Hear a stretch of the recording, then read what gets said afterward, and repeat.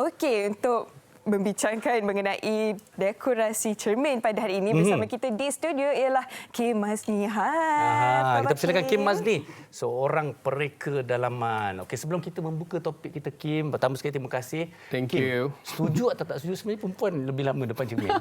Gelak kan? Betul atau tak? Saya rekan. Ikut juga kalau lelaki tu jenis suka tengok cermin kan, dia yang lagi lama kan. Kan? Okey, baik.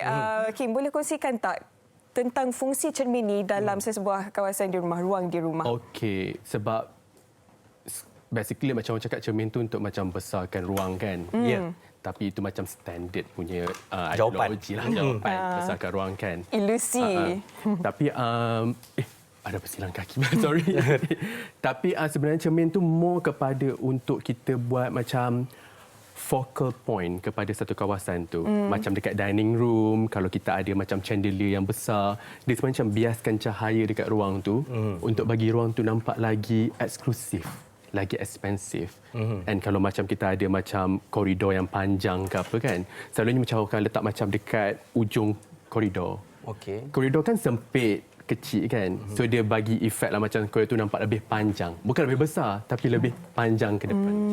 Okey, kalau kita lihat setakat ni yang kita dengar suatu aspek ataupun faktor orang kata meletakkan cermin tu daripada sudut positifnya macam kita kata membesarkan dan sebagainya. Tapi ada tak sebarang situasi di mana kalau kita letakkan cermin tak sesuai pula di satu-satu sudut ataupun ruang rumah agaknya? Dia ada sebenarnya kita panggil macam satu tempat tu macam negative space. Okey, yang mana ruang tu kosong, kita boleh letak cermin tu kat situ. Tapi kita jangan letak cermin yang macam membelakangi satu bahagian yang kita tak nak tunjuk. Macam kabinet TV, belakang TV kan messy dengan wiring lah apa semua kan.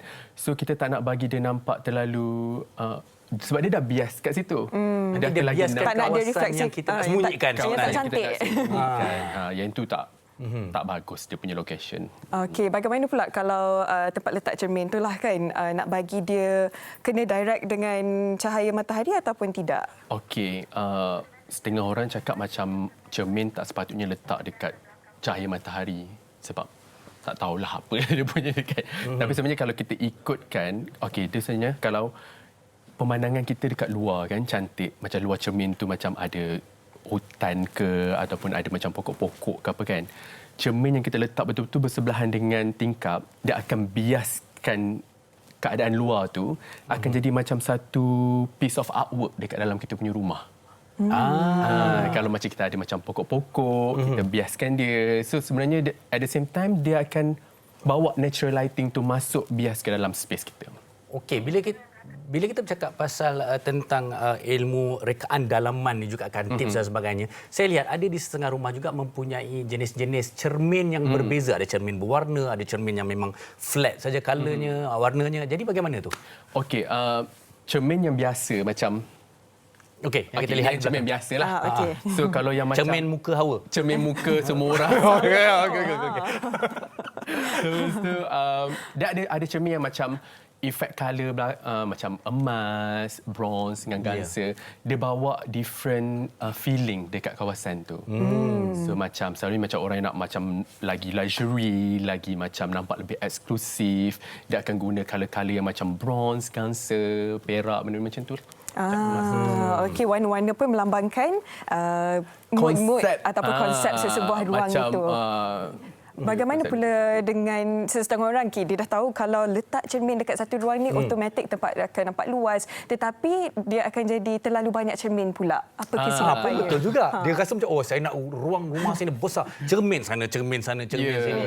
Dia konsep dia kalau nak bagi ruang tu nampak luas, kalau dia memang betul lah dia nak attack that kind of ideology kan, dia kena letak cermin tu betul-betul full daripada atas sampai bawah. Full height. Maksudnya tak pun dia kena ada satu cermin yang besar. Macam ni dia macam tak cukup besar lah. Dia kena cermin yang lagi betul besar, kita prop je dekat dinding. Okey, dan mungkin daripada visual yang kita saksikan ni sebenarnya, okey, kepelbagaian jenis cermin, kepelbagaian jenis bingkai dan sebagainya. Mungkin dari segi orang kata tips interior design atau rekaan dalaman, macam mana pula kita nak kata sesuainya apa yang kita saksikan ini? Okey, macam bingkai-bingkai yang banyak dia orang macam susun satu persatu tu, dia lebih kepada untuk target sebagai focal point. Maksudnya macam backdrop living room ke ataupun backdrop bilik. Dia tak bagi efek untuk nampak luas pun. Dia lebih kepada dekorasi. Lebih kepada susun atur cermin yang membuatkan bawa satu tema lah kepada kawasan tu. Lebih kepada design. Lebih ya? kepada design. Okey, dan mengenai cermin ni juga kan Kim, cara nak jaga dia pun ya juga. Kadang-kadang kita sentuh sikit ada bekas tangan. Sentuh sikit ada bekas tangan. betul. Lap lagi, Ada tips lagi tak jelas dia punya kotor tu. Tips ni. Saya, Kim, anak saya makan-makan tepeknya dekat cermin tu semua satu Betul. kerja. Kadang kita pegang habuk-habuk kadang kan. Betul. Okey. Ini tip yang saya belajar lah daripada dulu kan, orang suka dekor kat rumah apa semua. Mula-mula kita kena lapkan dengan kain yang basah. Kan kita tak boleh biarkan macam tu je sebab nanti dia akan ada mark air macam tu bila kering kan. So tips dia kena ambil surat khabar lama. Konyokkan dia, lepas tu bukakan dia balik sebab the reason why kita nak bagi konyok tu sebab dia punya dakwat tu bagi dia keluar balik. Kita gunakan dia untuk lap sampai dia berkilat. Sampai dia sebenarnya kadang-kadang bukan apa tahu, bila kita membersihkan cermin pun satu satu masalah juga. Bila kita dapat lihat orang kata garisan-garisan kekotoran tu masih kan? lagi tertinggal lah. Dia tak berkilat. Tak, dia kena guna yang surat khabar tu sebenarnya yang paling bagus sekali. Kalau macam Awa dia ajar saya, dia pergi kat cermin tu, Tak pernah ajar ya. bukan. Okey. Salah orang ya, Pak. Okey, bagaimana pula dengan orang yang ada bajet-bajet tertentu untuk nak dekorasi rumah? Mungkin ruangnya kecil tetapi nak nampak eksklusif dengan penggunaan cermin. Bajetnya macam mana? Okey, sekarang ni trend untuk guna cermin yang macam very modern design. Macam very sleek metal, gold. Kadang tak ada frame pun. Dia just sekadar cermin sahaja. So cermin tu kalau kita tak nak macam full height, cermin mahal tau sebenarnya kalau full height. So dia sebenarnya kena dapatkan yang the right size yang macam bulat, yang besar, yang just nice, yang besar untuk letak sebagai focal point. Kalau kita letak macam banyak-banyak kalau mungkin Kim boleh komen apa yang kita saksikan. Ini memang berbagai efek daripada yang mewah sampai kan terlalu abstrak, terlalu art pun yang ada. Tu, dah ada yang besar punya satu. So yang ni macam untuk macam orang yang ada bajet, macam very limited budget lah kan. Kita go for satu yang besar, yang just nice. Dan kita letak banyak-banyak item, akan cost you lagi dekat situ. Tapi at the same time kita nak nampak dia macam ruang tu nampak ada sikit reflection, ada nampak sikit eksklusif dekat situ kan. Bingkai pun main peranan juga, bingkai yang tradisional, bingkai yang moden. It's bergantung kepada konsep kawasan tu. Okey, mungkin juga bila kita lihat kan kadang-kadang orang gairah dia nak letak cermin di sana sini. Kemudian mungkin ada tak juga mereka tak faham sebenarnya tentang ketebalan cermin. Cermin yang sesuai atau tidak sesuai nak diletakkan di atas dinding kan bila full height dan sebagainya. Jadi bagaimana dari segi spesifikasi tu? Nak memastikan dia selamat dan sesuai. Cermin dia kena ada ketebalan yang sendirilah untuk bila kita lekatkan dekat sama ada yang gantung sebab Dia lagi ikut ruang. tebal, dia lagi berat. Ya. So kita kena kalau yang gantung ni kita guna yang nipis je sebab dia dah ada frame dekat tepi tu. Kalau yang dekat wall semua kita kena guna yang tebal sikit. Sebab construction tu lagilah nak kena glue dekat wall lagi, nak kena make sure dia punya and cermin ni senang pecah.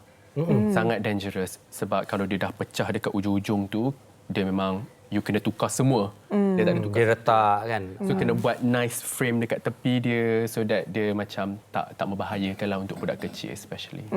Okey, mungkin kita sekarang ni sedang bercakap tentang dekorasi cermin dalam ruang tamu. Tapi bagaimana pula kalau dalam bilik tidur di mana ruang yang sesuai supaya nampak bilik lebih luas? Okey. Maybe agak pelik lah kot location saya cakap. Cermin tu kita letak dekat belakang bedside table lamp, belakang lampu. Kan kalau kita ada tepi tu, dia bukan untuk cermin muka pun. Tapi sebenarnya bila you buka lampu untuk table lamp tu, dia akan bagi efek macam dim sikit kawasan tu. Kita tak guna pun lampu yang dekat ceiling tu. Kita guna lampu table lamp tu. Okey, bermakna cermin itu berfungsi untuk membiaskan bukan saja imej tapi cahaya. Setengah orang ada letak cermin belakang pasu. Dia membiaskan pasu tu sebab dia nak bagi nampak ada dimensional dekat item yang dia suka tu. Bagaimana pula orang kalau suka letak cermin di depan katil, bangun-bangun nampak diri sendiri. Adakah itu sebab ada tengok juga dia kata tak Mesti elok buat sebenarnya. Tak takut. Takut nak tengok muka sendiri. Takut muka sendiri pagi. sesuai atau tidak agaknya. Design ni sebenarnya dia subjektif tau. Setengah orang dia tak kisah pun letak cermin ke depan katil dia, as long as dia happy with it. Dia cantik. Kadang-kadang dia anggap dia bangun pagi dia cantik. Ialah bergantung kepada fungsi lah Kim. Sebenarnya cermin tu lebih kepada Cita rasa masing-masing. Dan keperluan. Tapi kalau untuk tengok diri sendiri, mungkin begitulah rupanya. Kalau untuk mencantikkan dan sebagainya. Okey, Kim, sebagai orang kata nasihat terakhir, tips terakhir kepada para penonton wanita hari ini. Beberapa tips penting utama apabila mereka ingin mendekorasi rumah mereka dengan cermin. Okey. Tips yang pertama tu kena make sure kan yang cermin tu dia jangan kita fokuskan untuk membesarkan ruang dia. Sebab fungsi cermin tu sebenarnya untuk dia membiaskan ruang. Dia beza kat situ, besarkan ruang dengan biaskan ruang. Macam biaskan chandelier yang cantik, biaskan sofa yang ada di depan, tapi make sure jangan letak dekat bahagian yang kita tak nak tengok. Belakang kabinet ke, belakang katil ke. So kita boleh design, kita boleh ada apa-apa jenis cermin pun, tapi kena bagi dia nampak bersesuaian dengan konsep kita lah. Maksudnya letak cermin tempat yang boleh refleks yang cantik-cantik sahajalah. Cantik sahaja. Soalan gurauan, Kim sendiri mak cermin ke bukan? Bukan. Bukan. Okey. Tapi tak tahulah, nanti mesti ada orang cakap ya. Okey. Baik, sekali lagi kita ucapkan terima kasih Thank Kim you. Hasni Perkedalaman kerana berkongsi dengan tips dengan kita. Dan